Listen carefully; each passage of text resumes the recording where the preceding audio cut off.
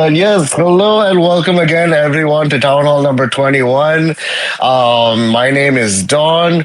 Today we are joined by our founders, Karam and Shubhendu.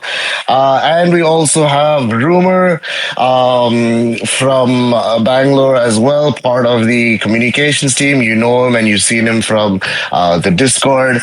So yes, great to kick off another exciting town hall. I think it's been really important for us to get to this town hall. We've all been trying to get to this one as soon as possible and kick off this series of town halls. And just to show how dedicated and how much and how important this is to us, I think we're across three different time zones at the moment right now between all of us. So I'm actually in Hong Kong for Accelerate and Consensus. So you guys will be seeing some fun and exciting content on our socials. Make sure to follow that. But it's definitely been an interesting day at Consensus and Accelerate in Hong Kong. We had a booth at the venue, which was super exciting. So people over here are very, very interested in what we're doing. It has been a long day of constantly talking to a lot of people. It's been a great day of talking to different partners within the Solana ecosystem and members of the community and people who are just very curious about who we are and what we do. To give you an example of how curious people were, we came with like 2 full suitcases full of merch. They were pretty much over by the afternoon. And the number of people who came to the booth and just wanted to talk to us didn't stop then. People weren't just coming to meet us for the merch. They wanted to understand more of what we're doing, what we're building, why is it so important. And yeah, it's great to see that, different parts of the globe, people are super excited about what we're building. And it's great to, be at such conferences to see what a lot of other people are building as well. Even though the markets might be a little red, people are still out here building and making sure that, products are being delivered and different things are, being built on chain, which is exciting to see. Anyway, so coming back to the town hall, super excited to be here. Karam is in HQ back in Bangalore. We also have Shubs all the way from stateside. I think Shubs is in Miami. Is that right? No. Okay. Yep, that's right. But- Yep. Yep. So yeah, so we're across the globe, excited to keep things going, especially as we're approaching TGE. So getting to the agenda again, you guys can see the screen when I'm changing, correct? Yep, can see. Okay. Awesome. So, what are we going to be talking about today? So, as usual, just to set the agenda. This is a 1-hour call. It will be recorded. So, if you do miss this call, you can always catch the recording on YouTube, along with the summary. Ankur and the team will be posting this with a summary within the next 48 hours. So make sure to, take a look and listen to that in case you miss the space, or if you want to go back and, re-listen to some parts of the space again. If you have questions, make sure to drop it in the chat. Again, top right corner, you'll see the chat icon. You can open that and you can type in your questions. We will make sure to get to everyone's questions. But in case we do go over time and we're not able to get to everyone's questions, make sure you drop it in the Discord channels. You can also raise a ticket or book a call with the team. No questions will be left unanswered. If there's questions that we can't answer at the moment, Rumor is making a note of all questions that people have and concerns that people have. And we are continually addressing this as we're approaching TGE. So make sure to drop in your questions. We will make sure to call it out. As for topics for today, what are we going to be talking about? So we're going to start off with what is the state of the network? It's been a while since we just talked about, things that are happening on ground, the growth and what that growth actually means. So, we want to take a minute just to kind of get into that, talk about what this really means and kind of extrapolate to what that means over the next year, because I think over the last 4 or 5 months, the kind of growth that we've seen has kind of changed the way we look at the network and what we can really achieve as a network. And just taking that forward and what that means over the next 12 months is something that's very exciting for us and something we want to share with the community and see what you guys think. I think that's very, very important. We're going to briefly touch up on OnChainuary. So the on-chain data that we've been going through over the last couple of months, with all the data coming on chain that you guys have been seeing. We have some updates on that we'll be getting into very briefly. And then last but not least, we'll be getting into what everyone is super interested in, which is the road to TGE, what that means, and what you guys can expect in the coming weeks. So yes, let's jump straight into it and talk about the state of the network. So just to you kind of preface, what I'm going to be going through, I again want to talk about the amazing growth that we've seen over the last 6 months. It wasn't, again, I don't think it was very random growth, but it was something that the entire team has worked very hard at across the board. From the LCOs, from the LCO teams to the work that Shubs has been doing with the various LCOs on the deployment side to make sure that the network has really grown to where it is today. Looking back to seeing where we starting at around a couple of thousand hotspots deployed to now over 100,000 hotspots deployed is tremendous growth. So before we get into it and before we talk a little bit more about the state of the network and what the next couple of months look like and why this is so exciting about the network, Karam and Shubs, any takeaways or anything, to look back at the network? How does it feel where we're standing now compared to where we were a year ago? Yeah, good to be back on a town hall. I think all of us have been traveling in the last month. I think I've been to 4 countries just in the last month, if not more, something like that. And as you can see, just in the last week. Yeah, right. And as you can see, the team is across the world doing all of the things necessary that it will take to launching this thing. And I think it's worth taking a moment to reflect on the state of things, at least like where our perspective is. At least for me, I think everyone knows market is shit. That's obvious. I don't think it's a question of like in December, it was like, will markets stay here? Will they go down? Is this a downhill trend? Yeah, man, it's going to be a rough year for everyone, and everyone knows this. But I think what this also really highlights is the resilience of a project that has strong fundamentals, because as you'll see, as we'll get into, all of the core metrics that matter, that are growth and revenue and all of these things, are doing incredibly well. And we have an excellent path to greater visibility. And what gives me, in a slight tangent, even more like sort of conviction on it is, I think our broader roadmap, the stuff that we haven't emphasized as much, but we'll continue to do so over the course of this year, which is the laser and the pro and things along those lines. I think you'll see that all of these things are going to be required more and more, especially where this comes from is I've been doing a lot of programming, and the leaps that all of the programming models have taken are incredible, right? Dabba is way more efficient at writing code. We're going to hire less engineers. We're going to do more. But you can see so clearly that despite AI is going to eat all of the software and everything, a core service like connectivity, there's no threat from the crazy developments that are happening there. So before we get into details, I just want to highlight, those two things. Despite where the crypto market is with its challenges and where it is in the cycle at the moment, the core fundamentals of the services that Dabba offers and the broader value that it delivers to the economy is great. And even more in the growth of AI, the value of Dabba is becoming more and more clear, because it has to solve that core connectivity before AI can really take off. So yeah, I'm pumped, although the market's shit. Yes, I think a key takeaway here is the evergreenness of the need for internet.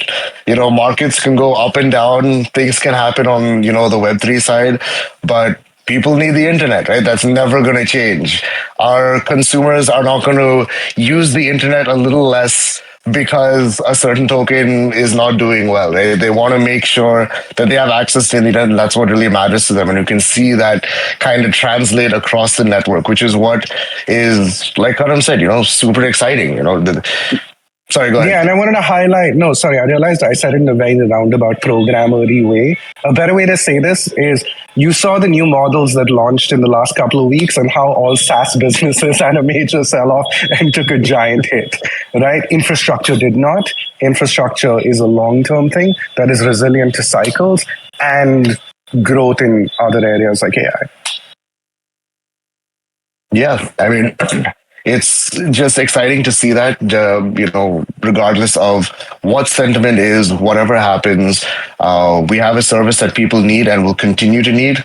And we can see that reflecting across the network in terms of just growth numbers, how much data is being consumed, how many people are accessing the network, et cetera, et cetera. I think Buckup shared a screenshot earlier saying it's still going up and to the right. It's not, it's kind of immune to the things that are happening around us, which is great to see. And that's truly inspiring to see as a network that people will keep using it, and the internet is here to stay. That's never going to go anywhere.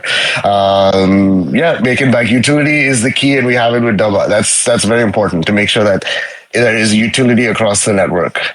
Yeah, so getting into this and just talking about kind of the growth that we've been seeing and what does this look like in the coming month to come, and what we're kind of seeing as a trend across the network. And the great thing about this is now that the network has kind of been up and running for over a year, with active users, with active data consumption, we can really see the trends of the network, and we can see how what we will look like 12 months from now if we just keep going down this trajectory. So again, to give kind of everyone a recap of where we are, where we were, where we are now, and where we are heading. First, starting with where we were like 12 months ago, 1 year ago, what did the network look like? We were at around 2,000 deployments. We had around 10,000 daily active users, and we were looking at a monthly revenue of around $12,000. Now, at the time, it was the network was growing. We were looking at, okay, we need to get deployments to around 15, 20,000. We need to bring up the daily active users and the monthly recurring revenue. But that's kind of where we established ourselves in terms of our viewpoints of how the network grows, right? This is the kind of growth we can expect. This came from a place of, okay, these are how many LCOs we can get on board by the time we go to our TG, and this is how we see the network growing. Now, fast forward to today, we definitely blew those numbers out of the water. From having an expectation of having around 20,000 deployments, we 5x just what our own expectations were. And we've seen that trickle down the board in terms of other metrics as well, right? Going into the number of daily active users we have, the amount of recurring revenue that we see on the network as well. And it's something super exciting. And this was kind of the theme even today when we were at Accelerate and talking to different people at the venue. We actually had a TV in the booth, and the only thing that was playing on the TV was different stats of the network. And people got really excited by looking at this because they're like, you have 500,000 active users, you actually have revenue. And most people that saw this came to us and were like, so how long has your token been out there, and how has this been affecting your growth? That was kind of the running theme of people that talked to us. And the fact that we told them that no, we haven't launched our token yet, we're going to launch it, really caught people by surprise. Just to see that there's a project out there that has actual use case, people are using it, it's continuing to grow, and we're yet before our token launch was mind-boggling to a lot of people, just to say the least. And even to a lot of us here, it's something that is really exciting just to see how the network has grown from 2,000 to 100,000 in just about a year, and all the stats that go along with it. And also seeing how the entire stack has grown as well, right? From the marketing side to the actual, dev side, the amount of dev work that has gone into it, and on the LCO side. So before we get into talking about the 12 months ahead and where we are kind of moving into, Karam and Shubs, tell us a little about this growth that we've seen over the last 12 months, just from a viewpoint of how has the actual project grown from these different standpoints as well, right? There's been so many changes to development, towards how we're working with LCOs, et cetera, et cetera. So how has that growth been over the last 12 months? Shubes, you want to go first, or? I don't see any fundamental change in the way we have approached. If you look at the first quarter when the rollout started, we were going slow for a reason to understand that what we are doing it right. Because if you look at back when we were a pure Web 2 company back until 2022, our approach to the whole thing was very different. The market was in terms of acquiring the acquisition of the customer was direct. We were not doing the LCO model back then. It was all done by ourselves. The major change that we have seen is meeting up the LCO expectations, making sure they are comfortable in the environment that we are trying to build over here, and they understand the long term game over here. Because the good thing is LCOs understand this is a patience long term project. This is not something which is there for 6 month cycle and then it'll die down. This is an infrastructure play. So that has been the good part, that LCOs expectations are clear, that they understand what we are here for the next decade to build together. So that has been the easy part. The hard part, however, moving from us being doing it ourselves to bringing a lot of these people across the board with different cultures, different background. So that has been the learning where we have understood how what it takes to at the ground level to work with people with different cultural behavior and setup, how to deal that. So that has been quite a learning, and those learning over the year has given us the insights to accelerate. Now we have a healthy pipeline of 200 plus partners who are waiting to be onboarded now. I think we are currently operating with around 45-50 of them, and in the next 2 to 3 quarters, we have a clear pipeline to reach our goals of million hotspots activated. Yeah, so very excited. Yeah, I think Shub's actually highlighted two things, two core facts that are true and have proved at a scale bigger than even I think we anticipated. Well, okay, first things first, I just want to remind everyone the size of the market that we're addressing, right? The goal here is to deploy 500 million broadband connections, right? This is like a SpaceX sized endeavor, right? Bringing 500 million people online. I'd argue it would have some of the same level of impact like a SpaceX would have in the world if you got 500 million more Indians high-speed internet, but whatever. So yeah, 100,000 is great. Getting to 1 million is great, but the room to grow is just so big that it's worth keeping in mind. The second thing is the core tenet that sits behind the model, that sits at the core of the model of the Dabba is your average broadband provider or LCO or whatever needs incremental capital and technology support in order to expand their network. That is the only bottleneck. That is the central thesis of Dabba. What we have found now with partnering with all shapes and sizes, and hilariously, without mentioning anything, we've even spoken to providers that have 1 million connections or so. And whether you have 100 connections or 1 million connections and you're a bigger player, the core issues that these providers face is the same. We know we are solving the heart of the matter. And so you take this core issue and you connect it to internet capital markets, and that's what Dabba is attempting to do. I think it's worth just highlighting at this stage that the capital efficiency with which we've been able to accomplish this is pretty good. Raising a fraction of what other deep-ins and other major projects have raised, the numbers where we've been able to hit pre-token even, I think are pretty damn good. We're clear on our execution and we see a good road ahead. We do not see any bottlenecks in the fundamentals of the delivery of the service, the scaling of the service, and the revenue and all the other good things that will happen there on down the line. Yeah, I mean, it's definitely been kind of an exciting year of actually seeing these things in practice. I think Shub's also nailed this on the head, where it's not the growth that has been exciting or surprising, but actually seeing the things that we envision come out to play and these things actually happen is what has been truly inspiring and exciting to see on the network at large. Now, speaking about what does this mean, moving forward and for the next 12 months, what is kind of the goals and objectives with the network? So, like Karam said, the ultimate goal is to give the next billion people access to the internet. And that's a tall order, like you said, that's like on the lines of, Tesla and those kind of visions of how big the network can grow. And it's very feasible just to see over the next 12 months what we're aiming for, which is around 1 million deployments.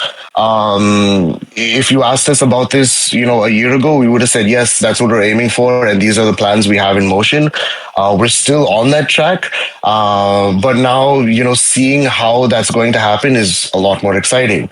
Now, why is this important and what's so great about this? Well, one thing is 1 million deployments is covering a lot of people with internet access across the country. That puts us at around 5 million daily active users, which is huge for a project. And what's even more important is, and we're already seeing this, and we've kind of talked about this before, is we're moving out of this realm of talking about us and deep-ins and the deep-in sector. Rather, where do we stand in comparison to the telecom industry and the ISP industry?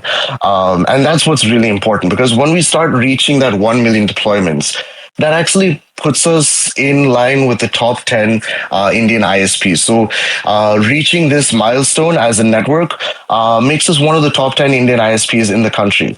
Now, why is that exciting? Because this is an actual business. We're not saying we're the top 10 deep in. We're not saying we're the top 10 crypto project. We're saying we're a top 10 ISP in a country that is probably one of the most challenging countries for building out a Wi-Fi network. Now, what does this mean in the long run, and why is this so important? It means that Dabba starts to become a household name for broadband connectivity in India. We start getting compared to a lot of other, not deployers, sorry, but internet providers across the country, the big names. Now we are in that same conversation, which is very, very important. And what's even more exciting, as a company, we would be the first Web3 company to kind of break that barrier, where we're an integral part of, infrastructure for a country. Which is going to be very, very exciting. We're also seeing that just in the way we position ourselves with our messaging and the different things that we do as well right now. It's no more a Web2 or a Web3 game. It's more of we're building out this network that everyone can access. That is successful and is kind of great for the community that supports it and the people that need it as well. So yes, this is super exciting, and you're going to see more of these discussions, especially as we're leading up to TGE. But this is kind of where we want to base ourselves. So Shubs and Karam, what are your thoughts about this? Of now this narrative of we are not just a deep in company, but we're now building out this telco, the deep in telco. How do you guys feel about that? I think this is an incredibly important step because you have to break out of the deep-in echo chamber and the niche that deep-in is in crypto. The broader mainstream audience has to see this as a legitimate way to solve a core problem. And the best way to demonstrate that in a way that a lot of people understand is to be able to say, look, this decentralized network with this cool way of doing things that makes things better is now in the top 10. That makes you a contender.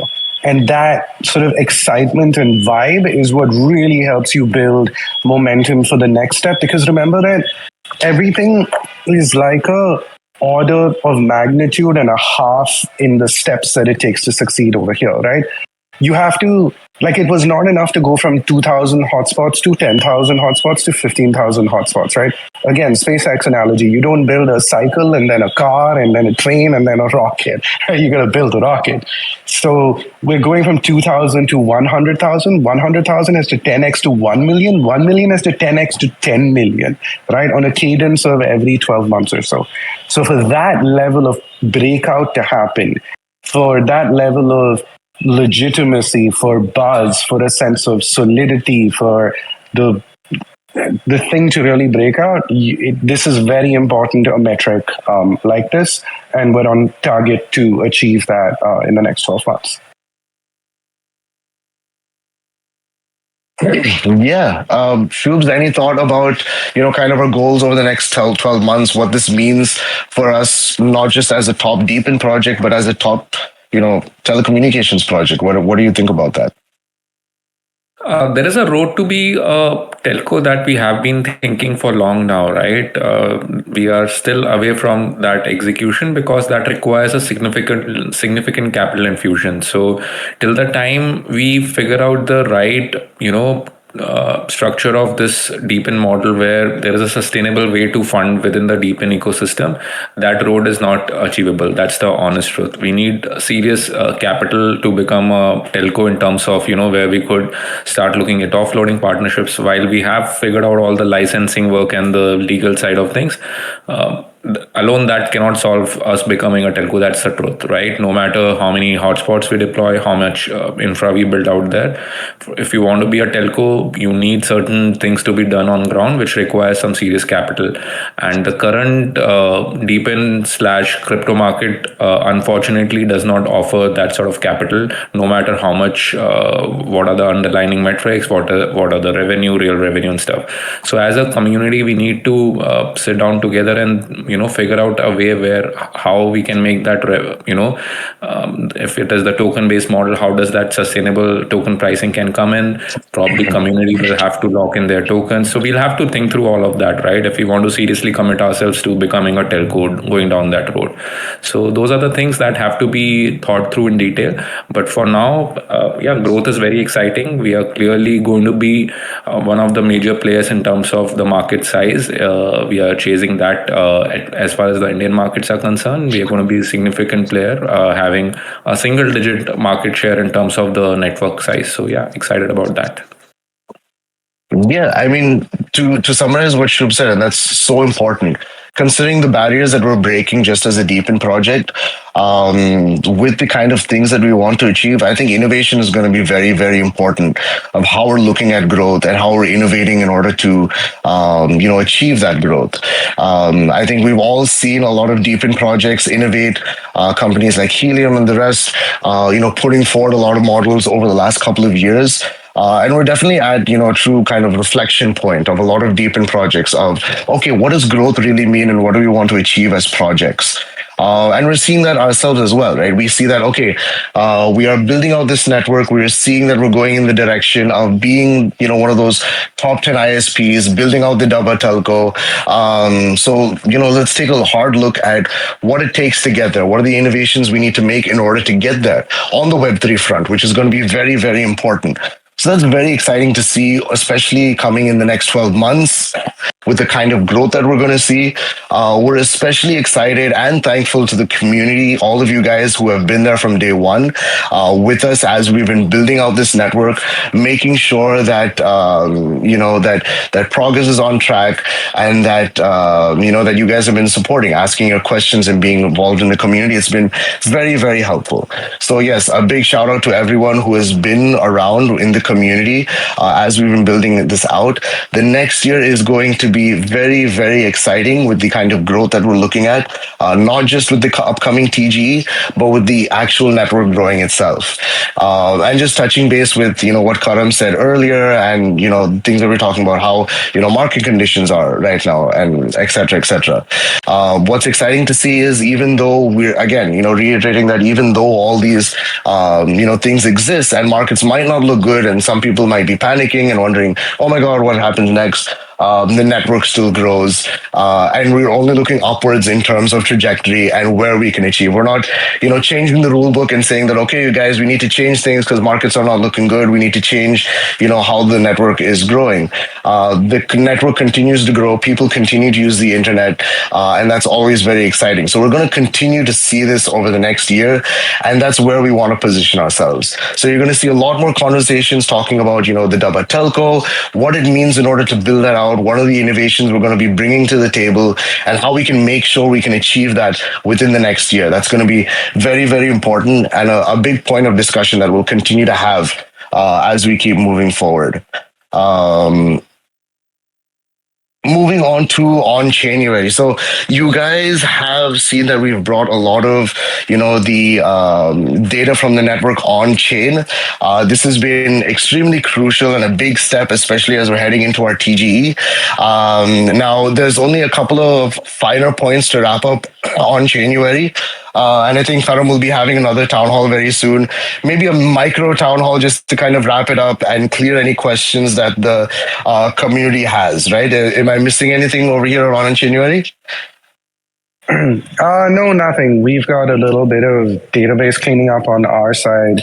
And as soon as we're done with that, we're going to have a town hall again and show that, look, everything is now on chain. And going back to the screen that you were sharing, I think it's very cool that now there's a Messari dashboard, right?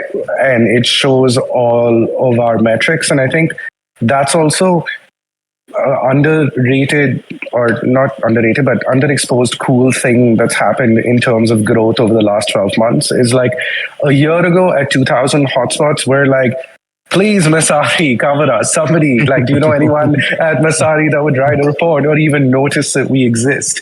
To now, 12 months later, Messari recognizing that, okay, like this is a thing that's doing a thing and the community needs to see, and original research needs to be there to highlight and demonstrate what this is doing. So we're really excited about this, and this is part of our OnChainuary process of bringing on-chain, everything on-chain and APIs and stuff like that. But yeah, some small little bits to be done, and we'll do another town hall demoing, again, all the structure of all of the data that's on-chain and how people can query that. Because just to remember for everyone, our original plan was we were going to launch the token and then put everything on chain. Right now, we're putting everything on chain and then launching the token. So that's almost done. Next town hall or so, we'll be able to show you the finished update on that. Yes, I think just showing people the on-chain data and data actually coming on-chain has really lifted a lot of eyebrows. And I love how you pulled up the example of Messari and the conversations that we would have a year ago about Messari and the conversations that we have now about Messari. And just so you guys know, those dashboards on Messari, I think, Rumor, you should definitely drop a link in chat to the Messari dashboard. In case you guys haven't checked it out, you guys should check it out. This is the only dashboard that Messari has built for a project till date. I'm sure they're going to start introducing this for other projects as well coming up. But the fact that they were excited to build this for us and really show kind of the context of what our figures mean, right? To show that, okay, these are the graphs, these are the kind of trends that Dabba as a network has seen and has had. And what does this mean for the network, and why is this so important? I think having kind of third parties, sources like Messari to actually talk about this in depth and build tech around it is extremely exciting. We're going to be seeing a lot more people building stuff around the data that we're making public. Like I said before, a lot of people are getting excited just from the fact that we're so transparent in the amount of data that we're bringing on chain, and the amount of information that's coming on chain also makes it a lot easier for more products and more systems and more innovation just from the community, right? We're looking forward to seeing things like new dashboards, maybe like we keep saying every time we have this town hall, telecom tycoon, right? When are we gonna see community starting building games and stuff around the data that we've been building as well. So yes, this is going to be super exciting to see more and more people kind of commenting on and looking into, because it's not a game of hey, we're a big project and we're saying it, we're kind of putting our money where our mouth is. We're showing that this is the data, we're showing that this is the growth, and we're saying, hey, this is a project that is actually growing, actually scaling, and achieving something very, very meaningful, especially in a time like now, which is extremely exciting. So keep a lookout for that. There's definitely going to be more and more of this kind of on-chain data coming out from more third parties. We definitely want to do more ourselves as well. So this is going to be super exciting. So everybody make sure you keep an eye out for that as well. Now, coming to the road to TGE. To recap a couple of things, especially as we're approaching our TGE, and I saw some of these questions in chat. We're still on our path to TGE. Everything that we talked about before, nothing has changed. We're still on our path to TGE before the end of this quarter, and we're super excited for that. I think that's part of why, the team has been traveling, meeting with different partners, making sure we're all set for an exciting launch. Now, one thing that is very important, especially as we're approaching TG and getting ready to launch our token, is to make sure that we're continually talking to you guys about the different changes and improvements and clarity that we're adding to our tokenomics. Now, as we have talked about in previous town halls, we are gathering everyone's feedback and we're making sure that we are keeping track of it and addressing all the feedback, whether it's a concern, an idea, or a question. We are making sure we address everything. So, to again, say again, if you guys do have questions, doubts, or even an idea that you think would be very helpful, make sure you're calling it out, add it into, one of the channels. We are watching the channels. We are looking at everyone's questions and we will make sure that they are addressed. So now what we're going to be doing in the weeks leading up to TGE is we're going to start getting into ideas around our tokenomics. So we will start getting into the ideas, but actual mechanics, percentages, and exact figures will be updated closer to the TGE date. Now, this will be very important because we know that things are very fluid, especially as we're leading up to the TGE. But we want to make sure we're having these conversations with the community and make sure the community is also aligned in kind of the approach that we're taking. So this is kind of the first town hall where we're getting into these discussions. Again, we were not going to get into hard facts and figures. What we will do is we will have more town halls along the way to discuss some of these ideas more, because we want to give the community time to understand these topics, give their own feedback. Do you guys like it? Do you not like it? Do you have any, additional ideas that we can kind of add on to this and kind of take it from there? Now, these changes will be tracked through our town hall summaries that we're going to start adding to the Git book. So sometime this week or early next week, you guys will also start seeing extensive summaries on the Git book from all the town halls. So we're going to bring all our town halls onto the Git book, which is going to be very, very important. We're going to start with the newest ones first and start moving backwards. That way there's a record of the town halls with the changes, with the feedback that the community has had, etc., etc. So again, to recap, the idea over the next couple of town halls that we'll be having is to get into tokenomic ideas, to address some of the questions that you guys have had to the best that we can do leading up to TGE. And closer to TGE, we will start disclosing more of the exact figures and numbers. And again, we will make sure that these are discussed with the community ahead of time. Make sure that all of us are there's a healthy conversation around these changes. Before we, before we're leading up to TGE. So let's jump into the first topic of discussion in relation to tokenomics, and that is the burn and the way we're looking at burn.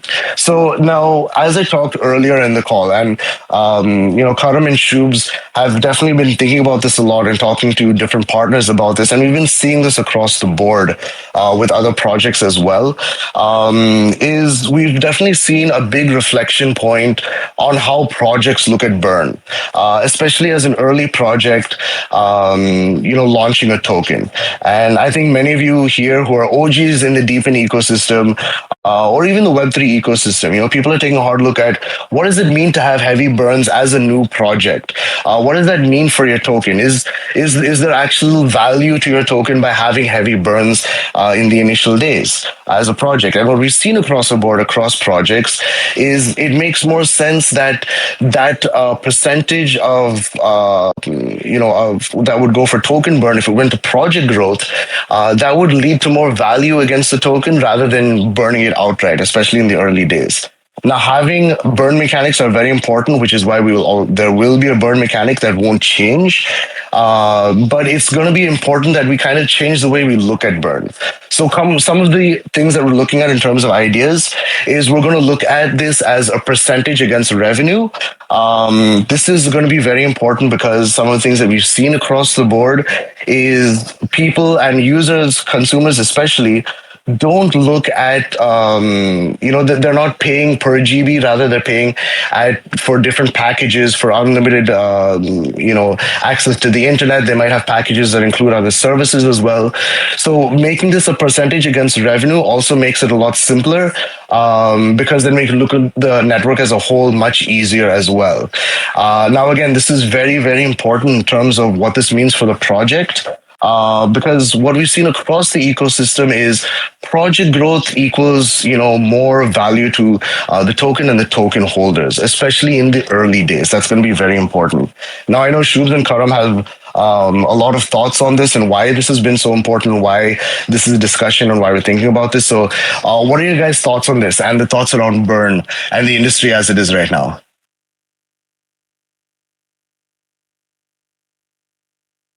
Shub's going first. No, this, sure, I can start with my thoughts. So, this definitely has to be relooked from the lens of how, as a project, you are committing. Is it a short term goal that you're looking at where you want to, sure, for absolutely, you want to be demonstrating a certain amount of burn, that is buyback from the market, open market, and then, doing that buyback and demonstrating the thing, or putting that capital back into the project's growth. So the reason that we have been able to do this sustainable growth compounding almost at 20% month on month for the last 2 quarters is the reason that we had been generating revenue, utilizing part of that and putting back into the system to grow the network. If the same amount of capital was to be burnt in order to buy back from the market against a data credit burn model, I don't think so we can sustain this growth without raising external, probably equity capital. So it becomes the point of how do you want to structure where there is a fair value that has been given back to the project in terms of the token price, and on the other hand, making sure you are not, making your growth suffer due to capital constraint. So if you look at the model that we have been thinking about is, as of today, we have a buyback and burn model that has been built into the system, which gives the right to the first revenue to the local cable operator and the bandwidth providers.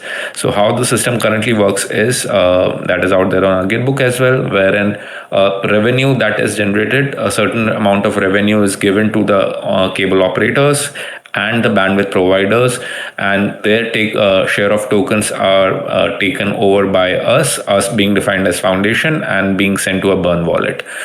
So that's the definition that we have defined against how the buyback and burn happens in our ecosystem. Our ecosystem does not have a buyback from the open market, but from the first line of revenue goes to these two players. Now, on top of that, how can we utilize the revenue better in order to sustain the growth and support from the open market buyback is something that we need to figure out, and probably we need to debate upon and figure out what is the best way to structure the whole thing. Yeah, I think Shub's said that really well. For me, there are additional reasons for this. And I think this also reflects the evolution of the tokenomics of the last 18 months or so, right? We wrote these tokenomics 18 months ago, heavily inspired by Helium and its format in a very different climate. Today is a very different climate, and the way that the projects also generate revenue and things like that are different. So there are some structural changes that are required just as a sure result of that. One of the core pillars that used to exist was the core demonstration of a project's value, and therefore the value of its token, was the amount of revenue that was used to burn. But plenty of projects have tried that at different percentages, and it turns out that real experience has shown that while the fact that the project is burning and proving that it's burning and using its revenue and doing it transparently is important. It's clearly not the only key factor that the market is using to evaluate how much to reward that project. So we think that taking the principle of demonstrating that we are committed to the buy and burn model at a reasonable level to grow or to be revisited over time is the correct way to do it, because you want to show that there is a reliable metronome and data and evidence available, that because the ultimate proof of a project's revenue is that revenue being bought on chain to buy and burn, right? So you want to have this component as one of your core pillars of integrity. But you can now de-emphasize the amount of the revenue available that should go to that, because it shows that the market doesn't value it as one of the topmost things. The second thing is, for the health of, as Shubhendu mentioned, not even of a growing project, but any project in a bear market, is protect your revenue and be able to build and grow during winter, right? Because winter is going to be tough and you got to grow the fundamentals and things will take care of themselves. So another reason for that is, instead of just buy and burn, that revenue could be used better for community, to grow the network and other things that we'll be talking about at some point in the future.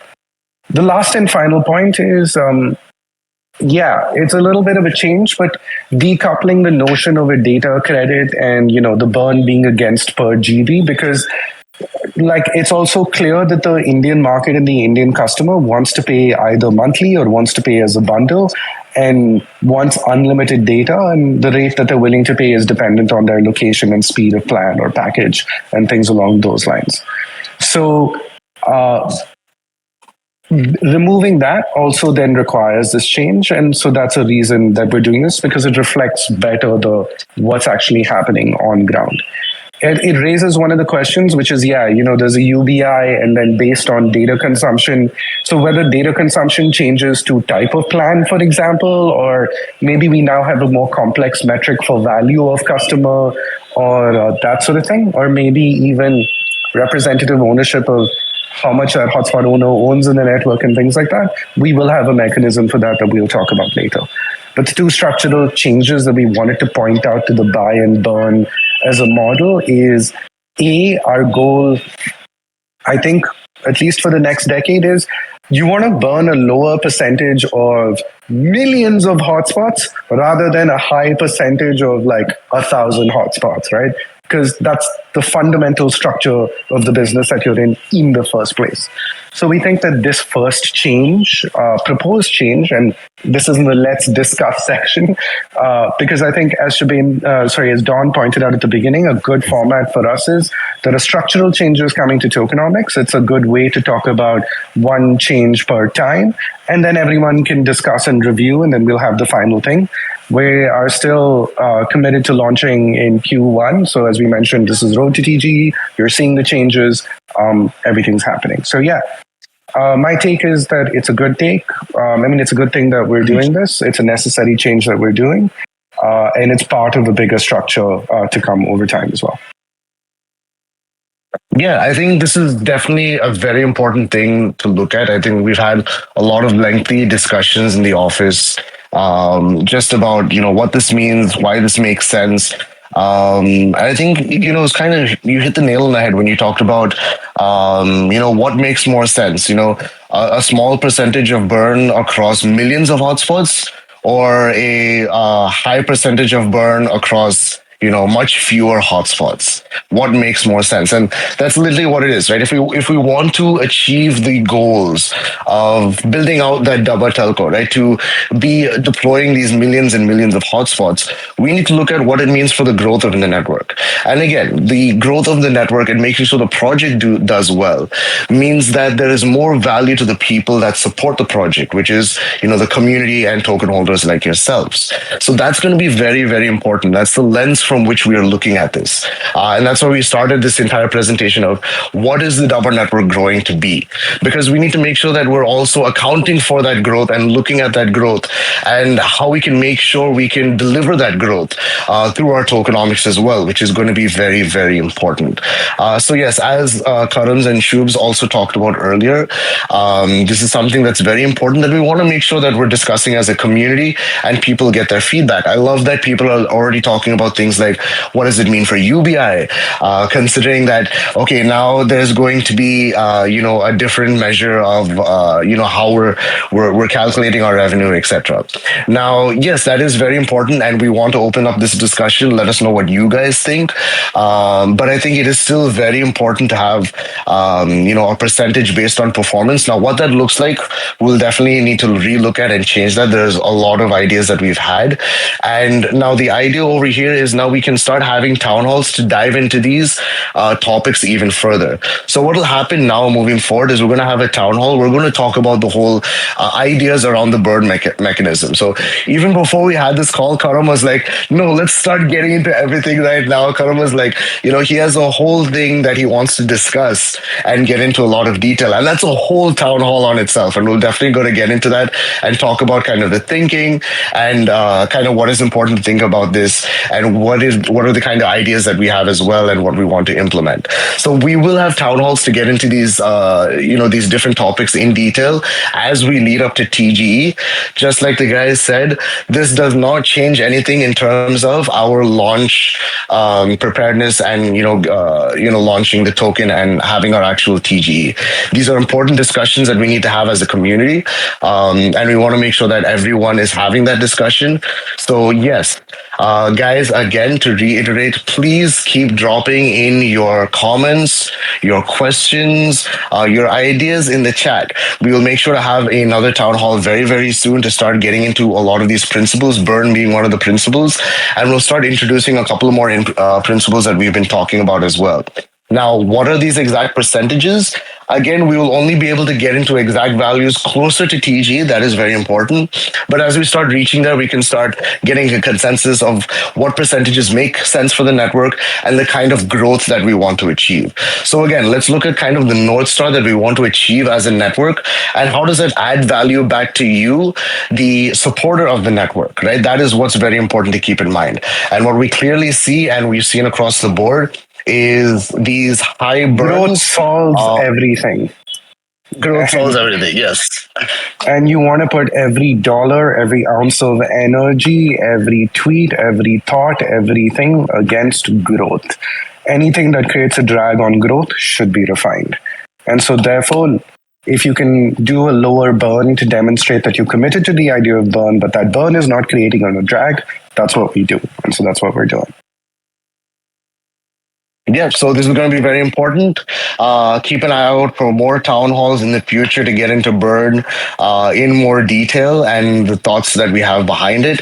In the meantime, keep dropping your ideas and your thoughts behind this in the channels. That's going to be very, very important.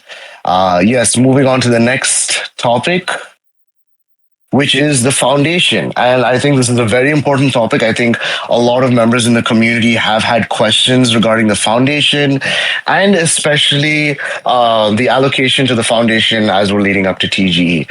Now, a couple of things I want to say before we get into some of these details and something that we've talked about before. Foundation details will be disclosed again closer to TGE. That is, who is the foundation, what is the foundation, and what does that look like? That'll be closer to TGE. But I think one thing that is very important to address and that we can say with certainty is we are looking at the foundation's allocation. We do understand and agree that, maybe the foundation does not need the entire allocation unlocked from day one. That being said, it is very important that the foundation does have, an unlocked, allocation for everything across the board, especially after we launch, whether it's community building, marketing, growth of the network, future rewards to incentivize people, etc., etc. This comes back to what are the things we need to look at in terms of growth of the network. This is also very, very important. So what we we're looking at and what we will have is there will be a locked and an unlocked percentage, and the locked percentage will have a vesting schedule. Just to make sure that we're clear across the board. So this is going to be very important. The foundation is obviously going to be a very, very important part of the network. So again, coming back to feedback from the community, what are your guys' thoughts on this? What do you think this should look like from a foundation perspective? We have our own thoughts, and we've already kind of put down our ideas.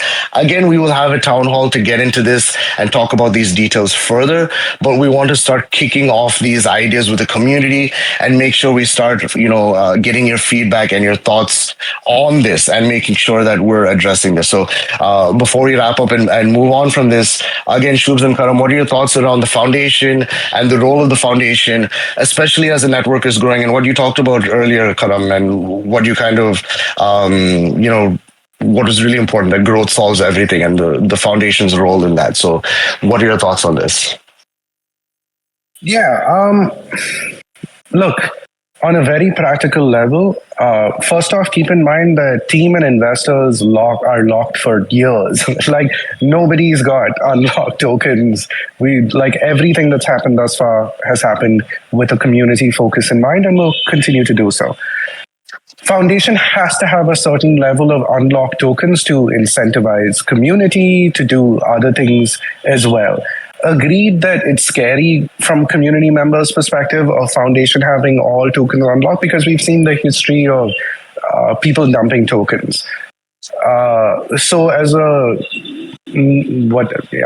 community wants it, community needs it, yes, we will lock a percentage of the tokens. We'll announce what that percentage is, but let's also be realistic that a certain percentage should be unlocked because it is required to incentivize, because incentivization drives growth. And again, growth is the only thing that matters. So that's our reasoning behind it. We're happy to be transparent about it. We will announce the percentage soon. And as Don mentioned, who's on the foundation as well. But yeah, just to address that point, we've heard everybody loud and clear about your concerns of the unlocked size of foundation pool and that sort of thing. And we will lock a certain amount of it. And we'll announce that percentage soon. That's it. Sure. Yeah, I think that's really important. And just to before we go to Shubs, I think from all of us also, it's been really important. It hasn't been a big thing to kind of overthink in terms of, is it a problem to lock tokens for the foundation? That's really not the concern over here. It's more of what Karan talked about, where making sure we're keeping growth of the project in mind. To add in, I think there's some context to clarify here of what the foundation is and where its roles sit.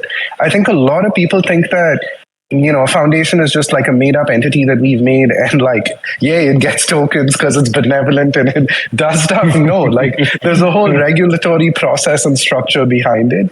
And the structure of that foundation also governs what it can do, what it can't do, and how it's allowed to incentivize and that sort of thing.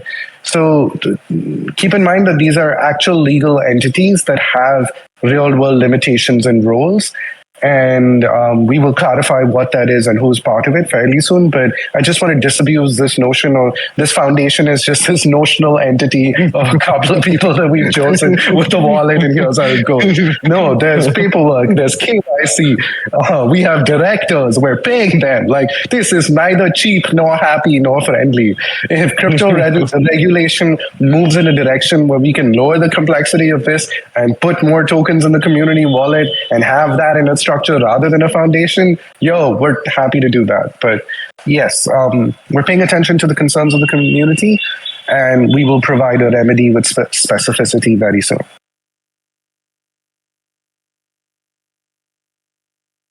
Yeah, I'm sorry, Shubs, was there something you want to add to that? No. I was just saying, Don is the chairman of that foundation. There's a reason why I'm not running away. No. Wow, okay. That will be very interesting to see. That's going to get clipped out of context years from now. Thanks for that,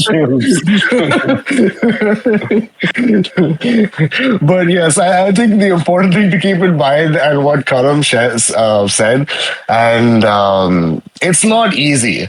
I think that's what it comes down to. It's necessary and it's not easy, and it does take a lot of thinking to what goes into a foundation, just because of the role that they play for the actual project itself. And that is very, very important. Again, comes back to the decisions that will be made. It will be made keeping growth in mind. And that's what will always be very, very important. Now, I see some questions in chat of, can we have more clarity on what those funds will be used for? Yes, that's going to be very, very important.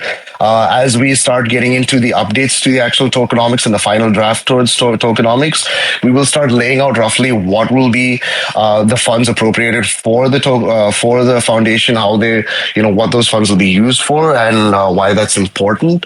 Yeah, not Again, to be even before that, mysterious about that, to provide slightly broader structure, it's literal community buildings in the way that other major foundations also do things, right? Don and yeah. the team is in Hong Kong for an event. We will have to sponsor other ambassadors and reward them and things like that. So it is literally activities like this. These activities cost money as the project decentralizes further. It's not Dabba Inc. or anything that's going to cover this. It's the foundation that's going to be doing stuff like that. So we'll give you a detailed list of that soon. But to be honest, it's very run of the mill and ordinary. Just go Google what any foundation of a major project does, and you will end up seeing that we're going to give you basically that same list. Yeah. Yeah, exactly. I think that's super important. But again, we will have town halls again to talk a little bit more about, these foundation changes. Even going through that mundane list of these are the different types of things that happen. These are the things that the foundation looks at in terms of, like Karam talked about, like different events, incentives for community, marketing, etc., etc. What do those things actually mean? We're more than happy to get into a town hall and cover those points. But yes, that is going to be very, very important. But yes, like I said, these are the two things that we're going to start kicking off in terms of tokenomic town halls. We will have another. OnChainuary town hall to wrap that up. But I'll get into that in a second. I don't want to jump ahead of myself because I already see people asking what is the cadence. I also see a lot of people asking what's happening. Why are there no memes from Shubs? He's not posting it. There's no shit posting from Shubs. The chat is not as fun as it usually is. I think we're all just very, very tired. I think that's all that it is. Yeah, when you party all night in the Miami clubs, you tend to be a little tired in the morning when you show up. Yeah, that's true. I'm just trying to imagine Shubs in a Miami nightclub, just going crazy. But yes, anyway, back to what we were talking about. So, what is the path moving forward? So, as I talked about earlier, we are going to be the first thing that is very important is we're going to start adding in the recaps of these town halls into the Git book. That's going to be important. You're going to start seeing them, I guess, sometime around next week that you'll see them on the Git book with the recordings and a summary of what happens and the questions from community as well. So there's public record of these things and how we're addressing these questions as well. This will also help with a lot of repeat questions that we've been seeing across the community. And this will be a one-point source that you guys can go to and check out as well. So that's going to be very important. Now, cadence and the upcoming town halls. So I saw that Buckup asked a question of what do the upcoming town halls look like. So glad you asked that. So to address that over here, we want to have town halls as frequent as possible. I think we're looking at a bi-weekly or maybe a weekly cadence to these town halls. I think that's a good cadence that we can follow because we do have a lot of topics to cover, especially as we're leading up to TGE and a lot of sessions that we want to have with the community. So the next town hall that we'll have very, very soon, I think we can have it maybe even tomorrow if comes up to it. I don't know. We'll figure out timings. But just to wrap up on January, make sure that we can, finish up with all the questions the community has on that. So we can put, on January, aside. Buckup's already is like, yes, tomorrow another. Let's see. Again, like I said, we're all extremely, extremely, just pedal to the metal, getting things done. PS350 is like daily town hall.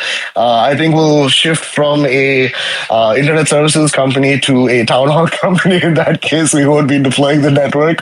But yes, we want to have good cadence, but we also don't want it to interfere too much with, the growth and the work that we're all doing. That's going to be very, very important. So yes, the next town hall will be to wrap up the OnChainuary details. That'll be as soon as possible. The town halls continued after that will cover things like all the tokenomics things that we've just been talking about. So we'll start delving into the concepts that we just talked about, and also start introducing some new concepts that we've been looking into as well, and some exciting ways, that the community can take advantage of the tokenomics as we move forward. So this is kind of what we're looking at. There's also new products that we're going to be announcing very soon, that we will be talking about closer to TG, especially over the coming weeks. But yes, in terms of the network, the state of the network, the growth of the network, everything is up and to the right. What is important to take back from this call, and what's very important to keep in mind, and just like Karam said before, growth is what matters. Nothing else matters. Making sure the network is growing and the decisions to make sure the network keeps growing is what is going to be important. So you're going to see that as kind of the theme that we're following with a lot of these discussions around tokenomics. And what does that mean for the actual network? We have a couple of questions, so I'm going to, before we wrap this up, again, guys, keep the feedback coming in. Keep asking your questions on the Discord. Please keep giving your feedback. We are watching the channels. We are making sure to address everyone's concerns. If there's questions that we cannot give exact answers to right now, still ask them. We are making notes of those questions. Rumor has a doc where he is documenting everything, that people, ideas and questions that people have. We will make sure that we're addressing everything. So that's going to be very important. So, guys, before we get into the Q&A round of the call, Karam, Shubs, any closing thoughts about everything we've been talking about so far? For me, I think the way I look at it is it's abundantly clear that we're committed to launching in Q1. Launching into this sort of a market is going to require more structures and safeguards than you would in an upbeat YOLO market or a happy time, especially given that new lessons have been learned in what the market is choosing to value and what it's not. I think one of the things worth mentioning is the market has given feedback to Deepin that the structure with which Deepin projects are being offered to the market has not been perfected as yet. Like a signal that the market is saying, for example, is I don't value buyback and burn that much. Okay, but do you value other instruments? Do you value LSTs? Do you value yields? Do you value what, right? There's different ways of thinking about it because, again, like it's a cliche, but one of those things I like about the way that Jeff Bezos described Amazon is that a core thing that powers Amazon, whether it's AWS or the main service itself, the e-commerce, is it's always going to be true that people are going to want more stuff and they're going to want it faster and they're going to want it cheaper. So as long as Amazon can deliver more items to you faster and cheaper every single day, like that's markets don't matter. It's going to weather that, right? So we've got the same thing over here where the demand in India is resilient to market conditions. What you have to refine is what is the pipeline to internet capital markets in the shape or in form that internet capital markets are comfortable with. And because crypto is young and still evolving and trying different things and the rest of that, there's a rockiness in how we're able to match that supply and demand in the structure that's required more efficiently. And so I really think that this year is going to be a process of trying new things and experimenting with the way that that needs to be done. And that's the lens that the community has to sort of look at what this year is going to be in terms of what the project values with growth, how its tokenomics are going to be, expectations of when the token launches, and things along those lines as well. So that is sort of, I think, the core area that I've landed on, and that's my perspective. Yeah, I think, and of course, every town hall to explain why we're thinking about the way that we're thinking, because we're all in it together, right? Yeah, I mean that's definitely important that we're going to continually have these discussions with the community.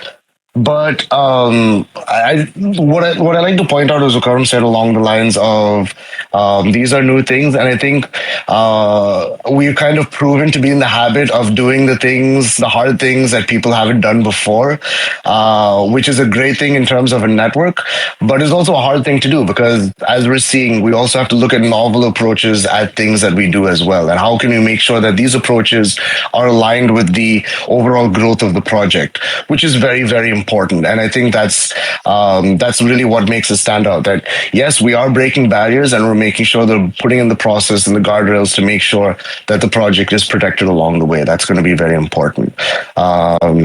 Yeah, sorry, shoot. Project including community, not just project. It's like it's not separate. The project and the community that support it. I think we have, definitely proven that that's a very fundamental thing for us as well. Just listening to people's feedback, addressing it, and making sure there's a balance and those things going hand in hand is very, very important. Sorry, Shubs, go ahead. No, I think we should open up questions. I don't have anything specific to add at this point. Let's just get straight to the questions here. Awesome. Ankur, do we have a list of questions that we want to start getting into? Rumor, you still there? Have we lost a rumor? Is he just a rumor now? Rumor is not in the room. Sorry, just connection issues. There we go. Hey guys, yeah, right. Connection at your home. Yeah, I don't have Dabba at home. Okay, so to start with the questions, the first one is: are you guys still working on the hotspots that are not working, like the ones that are not passing any data? And is there any plan to make swaps equitable? So like if I had a high performing hotspot that has suddenly crashed, when I swap it, will I get a bottom shelf hotspot? Will I get an equitable amount of hotspot? Like how will that work? The mechanics behind it. Yeah, the philosophy for sure is next best available option. So depending on when your swap happens, you will get the next top performer in the network. To keep in mind, you'll see us integrate churn and make that more visible going forward as well. And you'll see that churn is a more complex, hilarious thing in a growing market like this. Like a dude leaves his house for 3 months to go visit relatives and comes back, and 3 months later he activates. So he was consuming a lot of data and then it died for 3 months, and then he's back 3 months later, right? So given that we're in tier 2 markets and with a lot of young people and things like that, that spikiness tends to happen a little bit, and we will make that more transparent in the swap mechanism and history of swaps and that sort of thing going forward. So you'll see that. So one reason to validate. Sorry, yeah. No, I'm saying one reason to see that clear indication is the Cricket World Cup is going on. So you can just go and check the map, schedule of wherever the India matches are there. You'll clearly see a spike in our network usage. So that can be easily correlated.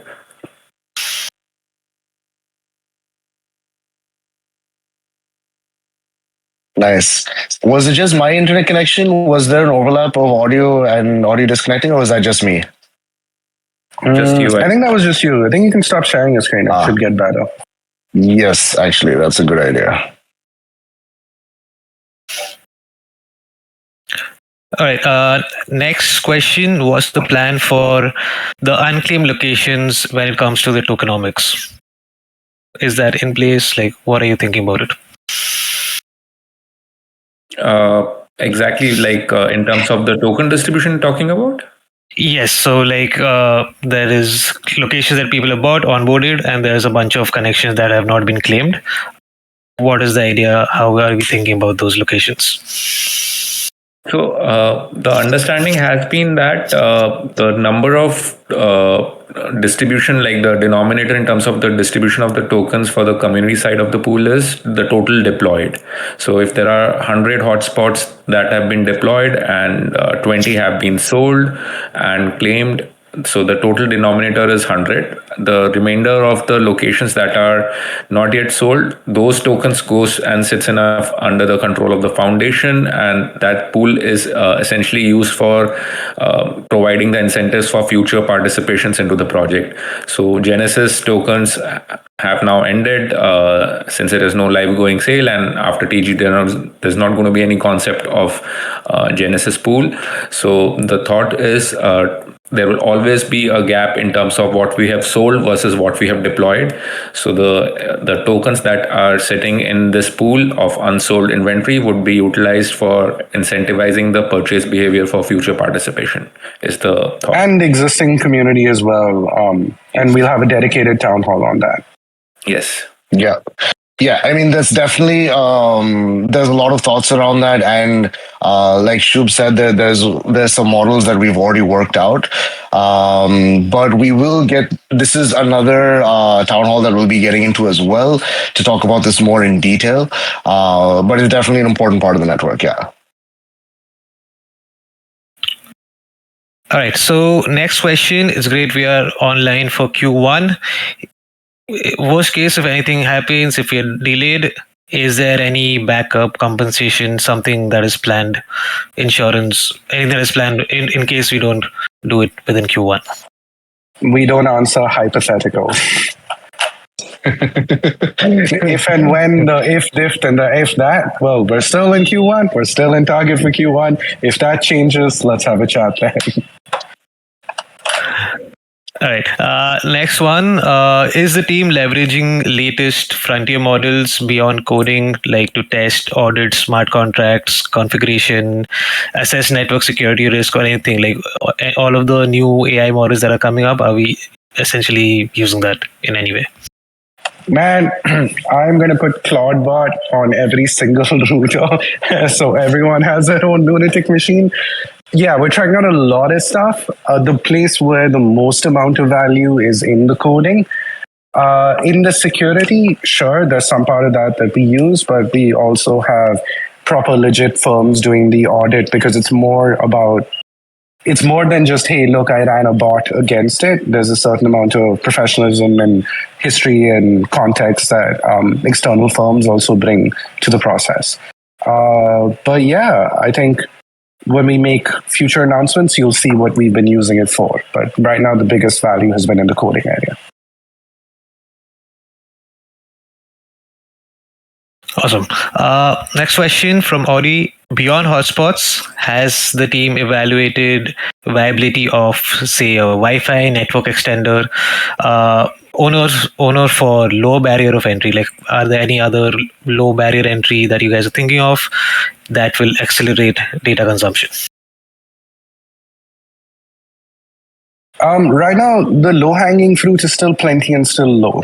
Getting more hotspots, all energy should go into that.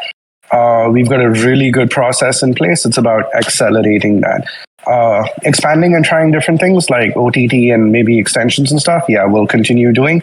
But what needs to be done and how clear it is to do is super straightforward, and our focus will be on that for now. I think our ratio of deployed to average consumption is already highest in terms of any other project out there. What our consumption is, I think, close around 1200 plus sort of terabytes of data every day. So that is only going to grow as the network grows, and there's room, like there's no other need for the product to be thought through.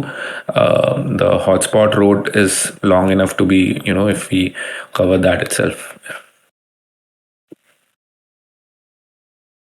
Next question. There's an image in the chat. Basically, the question is, would there be any interest in deploying at community centers, basically locations across India which has less population? So like you can.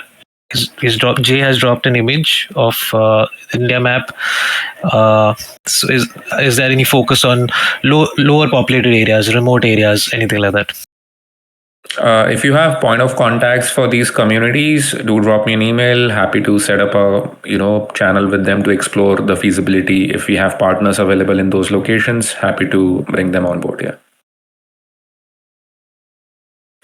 All right. Next question: when Hotspots sales resume?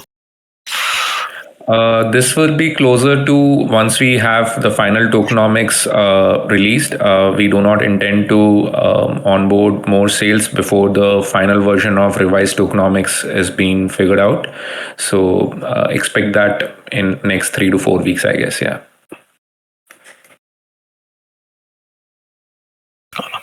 Awesome. Okay.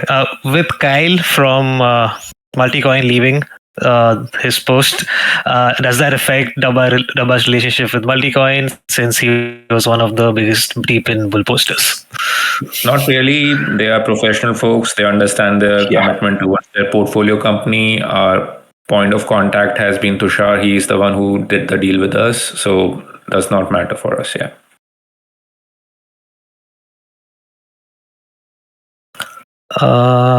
Okay, Bug Up had, will activation fees be burned on a schedule or all at once? On a schedule.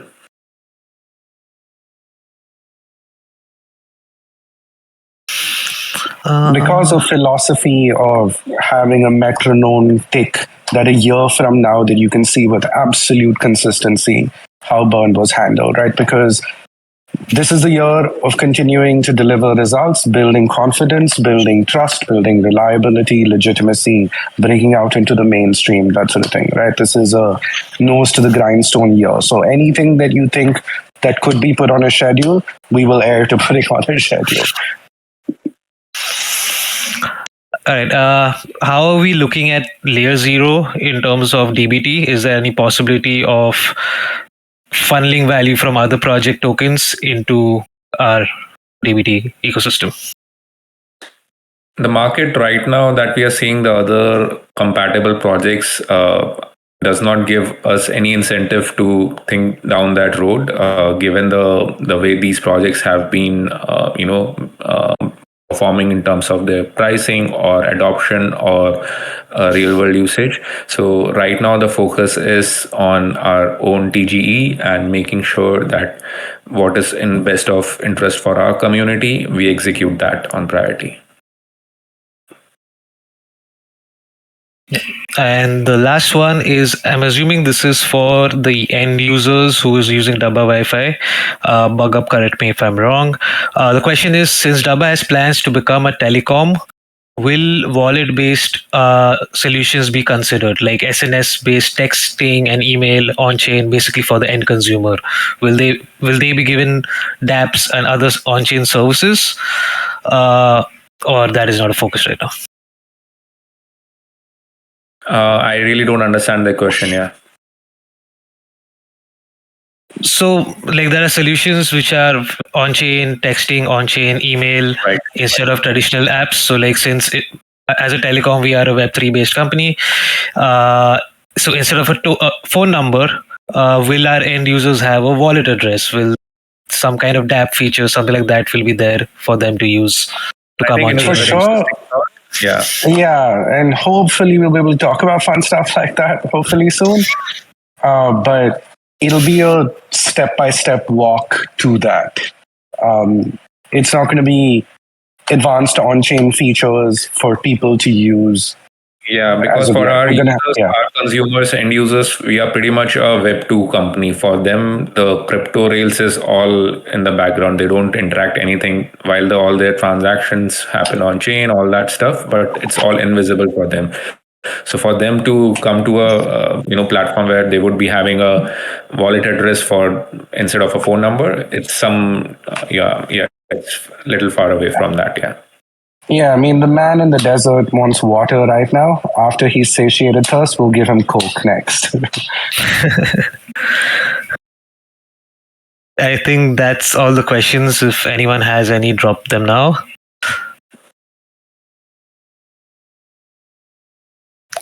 Yep, I was also scrolling through chat and seeing if there's anything we missed.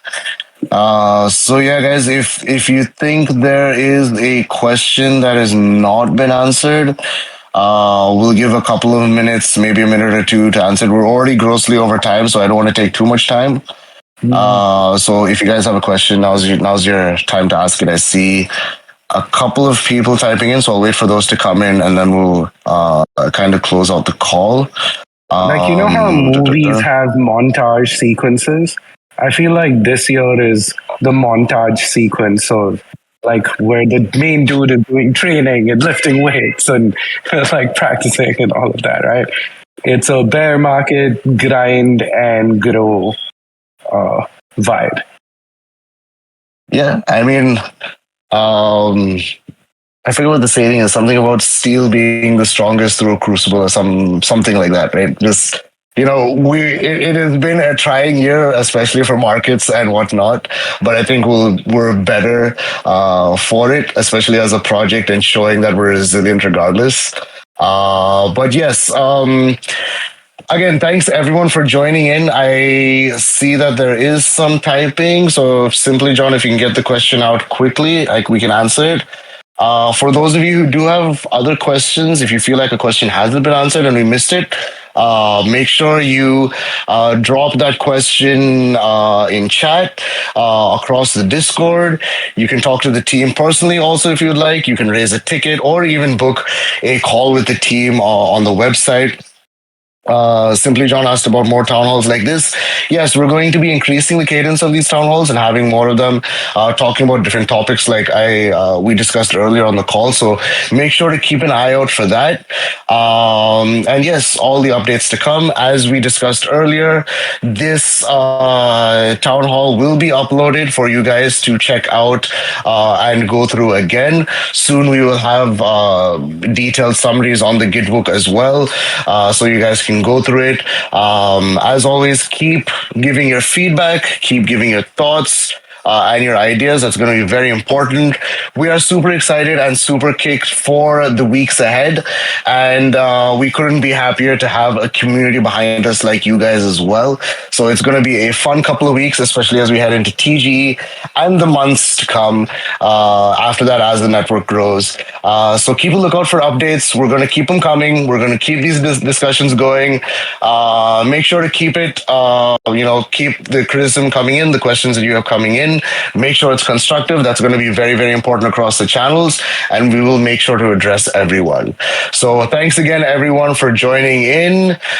Stay safe, stay happy, and we'll see you guys in the next one. Bye-bye.